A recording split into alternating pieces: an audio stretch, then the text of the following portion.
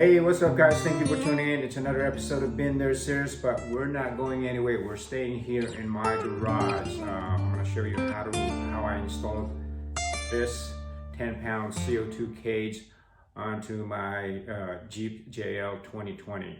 Stay tuned, we'll see you in a little bit. What I have here is the CO2 tank 10 pounds capacity. I bought this one from eBay. I believe I paid $123 for that one, including taxes, shipping.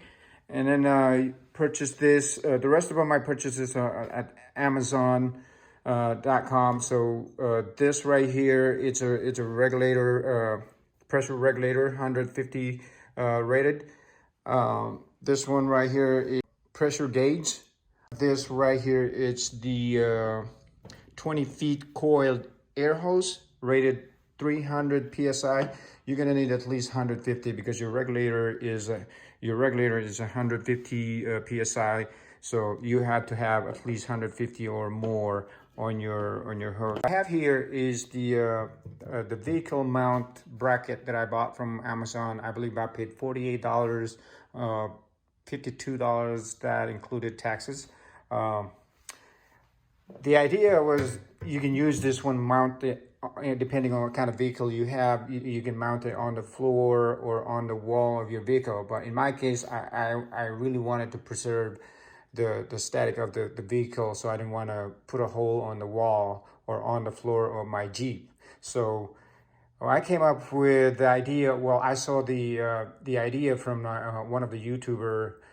He had it installed on the roll bar, but he didn't explain how he got, what kind of materials he got, what kind of parts he got, and how he installed it. So this is what the video is all about. It's to show you how I installed mine and what kind of tools and parts. And also, I asked somebody to weld a bracket for me, which is this one right here. This is what it goes to the roll bar on a Jeep. So that's what I need to mount this right there on the vehicle. With that, of course, you're gonna need the screws, washers, and all of that. So from here, I'm gonna need two screws, right? So I bought this socket cap screw from Home Depot. I believe they were $2 something. This is like a 40 millimeter length, and it's metric. So it's a metric 8 1.25. That's the size that goes to the roll bar on the vehicle. And then I put a spacing here. The spacer right here, it's I got this from the old stuff that I kind of saved it from the other project I've done on the Jeep. So the spacers is kind of protect the paint on the vehicle. It doesn't it doesn't make a contact from metal to metal. So it gives you right there. It gives you a space to protect the paint on the roll bar in case you happen to remove that one, and you can preserve the paint there. And then a couple washers, because I think I made my welder kind of made a mistake. Put a bigger hole there, but to fix that, I just used this washer right here.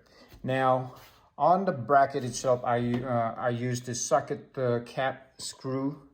There are metric 6 1.0. The length is 12 millimeter, and this right here is just really goes right here to connect this one to this one to the plate.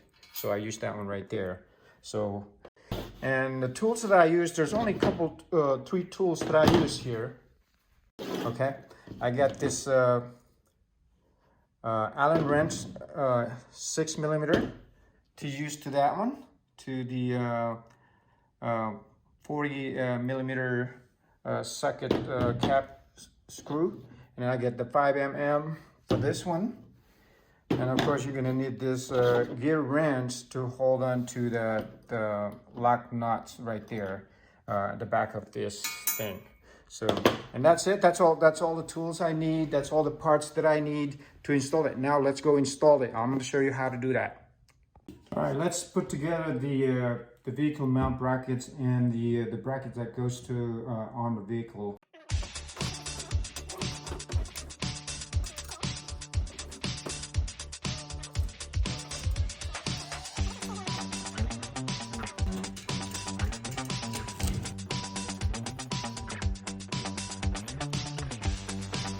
So we got those screws in, and what we do is to connect this one to this one.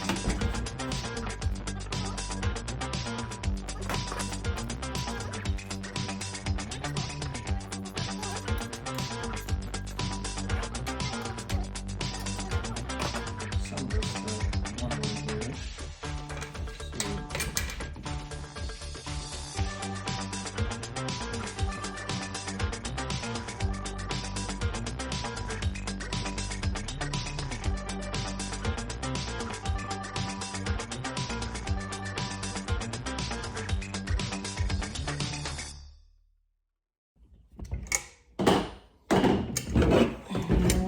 That's what it looks like. This is your roller bar right here. I kind of put a Gorilla Tape here to protect the paint when I'm installing it. I know when it's completely installed it doesn't touch the paint, but just in case, you know, touch it while I'm installing it. So what I do here is to remove this cap right here. This is a plastic cap.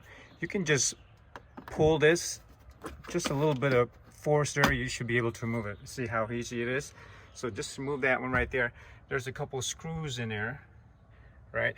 Now the top one right here, I don't think there any screw in there. There's I tried to do something on that one about it, but I can't find a use for it. Let's give it a try and install this guy right here. Okay, so it's basically it's gonna go this way.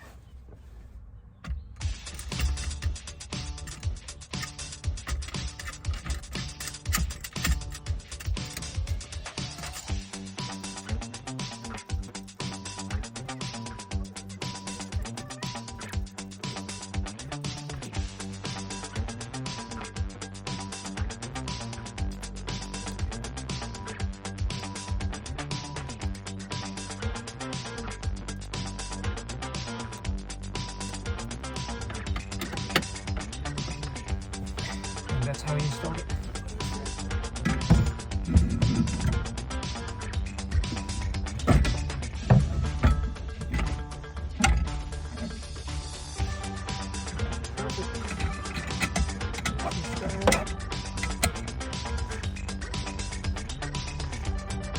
There we go. That's what it looks like. So that was it, guys. Thank you for tuning in. We'll see you on the trail. Goodbye.